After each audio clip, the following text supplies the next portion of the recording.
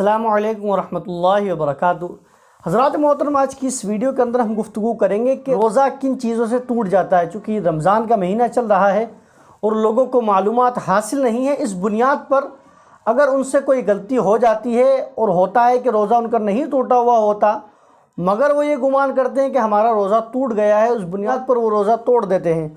और कभी कभार ऐसा होता है कि उनका रोज़ा टूट जाता है और उन्हें मालूम नहीं होता है मसला कि रोज़ा टूटा है या नहीं टूटा है, लेकिन वो ये समझते हैं कि नहीं टूटा है, तो ये बड़ा कन्फ्यूज़न वाला मामला होता है। इस बुनियाद पर बहुत से लोग सवाब की जगह अजाब वाले काम कर लेते हैं। इस बुनियाद पर हमें मालूम होना चाहिए कि रोज़ा किन चीज़ों से टूट जाता है, किन चीज़ों से नहीं टूटता है। हज़रात मोहतरम, सबसे पहले तो ये कि खाने से, पीने से और बीवी के साथ जिमा करने से रोज़ा टूट जाता है। ये चीज़ जब इंसान को याद हो, अगर किसी को याद है कि मैं रोज़े से हूँ, उसके बाद वो खा लेता है तो रोज़ा टूट जाएगा। अगर किसी शख्स को याद है कि मैं रोज़े से हूँ फिर पानी पी लेता है तो रोज़ा टूट जाएगा। इसी तरीके से कि इंसान को याद है कि मैं रोज़े से हूँ, उसके बावजूद वो जिमा कर लेता है तो इंसान का रोज़ा टूट जाएगा। लेकिन ये तमाम की तमाम चीज़ें, मतलब ये तीनों चीज़ें, चाहे वो खाना हो, चाहे पीना हो, चाहे बीवी से जिमा हो, अगर ये तीनों चीज़ इंसान भूल कर लेता है, उसको याद ही नहीं है कि मैं रोज़े से हूँ, खाना खा लिया, याद ही नहीं है पानी पी लिया, याद ही नहीं है बीवी के साथ सोहबत कर ली, अगर याद नहीं है तो इंसान का रोज़ा नहीं टूटेगा। लेकिन अगर याद है, इन चीज़ों को करने से रोज़ा टूट जाएगा। ऐसे ही अगर किसी शख्स ने हुक्का पी लिया, सिगरेट पी ली, बीड़ी पी ली या सिगार पी लिया, तो अगर इंसान ये सोचे कि साहब इनको पीने से रोज़ा नहीं टूटेगा, हम धुआं अंदर नहीं लेंगे, या और भी वो अपनी बातें पेश कर सकता है, लेकिन उसकी बात पेश करने से काम नहीं चलेगा। अगर किसी शख्स ने बीड़ी, सिगरेट, सिगार या इसी तरीके का कोई चीज़ पी ली तो भी उसका रोज़ा टूट जाएगा, चाहे वो धुआं अंदर ले या ना ले। और ऐसे ही अगर किसी शख्स ने चीनी ली, गुड़ लिया और उसको अपनी ज़बान पर रखने के बाद वो पिघल गया, और पिघलने के बाद वही थूक वो इंसान अंदर ले गया तो रोज़ा टूट जाएगा।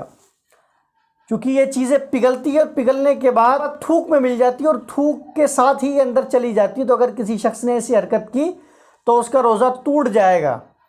हालांकि वो गुमान करता रहे कि साहब मेरा रोज़ा नहीं टूटा है, तो उसके गुमान करने से मामला नहीं चलेगा। अगर ऐसी हरकत की है तो उसका रोज़ा टूट जाएगा। ऐसे ही अगर दांतों के अंदर कोई चीज़ फंसी हुई थी और वो चने के दाने के बराबर थी या उससे बड़ी थी, तो अगर उसको वो अंदर निगल गया तो उसका रोज़ा टूट जाएगा। और अगर चने से कम थी, चने के बराबर नहीं थी, चने के दाने से कम थी, और उसने उस चीज़ को बाहर निकाला और निकालने के बाद फिर खा गया तो रोज़ा टूट जाएगा।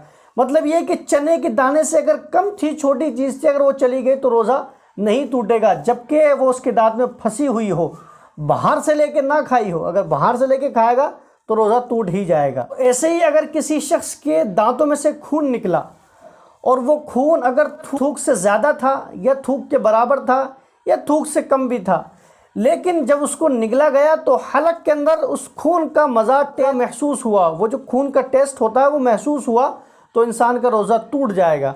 और अगर खून इतना कम था, थूक से भी कम था, और हलक के अंदर मालूम भी नहीं चला, तो उसका रोज़ा नहीं टूटेगा। मतलब ये कि हलक के अंदर अगर महसूस आपको खून हुआ, टेस्ट उसका मालूम हुआ, तो आपका रोज़ा टूट जाएगा। और अगर खून थूक से ज़्यादा है, फिर हलक के नीचे गया, तब भी इंसान का रोज़ा टूट जाएगा। और इसी तरीके से अगर किसी शख्स ने नाक में दवा डलवाई, कान के अंदर तेल डलवाया, तो इन सूरतों के अंदर भी रोज़ा टूट जाएगा। इसलिए रोज़े की हालत में ना नाक से दवा डलवाएं और ना ही हुक्ना लगवाएं और ना ही कान के ज़रिए तेल डालें, क्योंकि अगर तेल डालेंगे और चला भी गया, अगर खुद ब खुद भी चला गया, तब भी रोज़ा टूट जाएगा।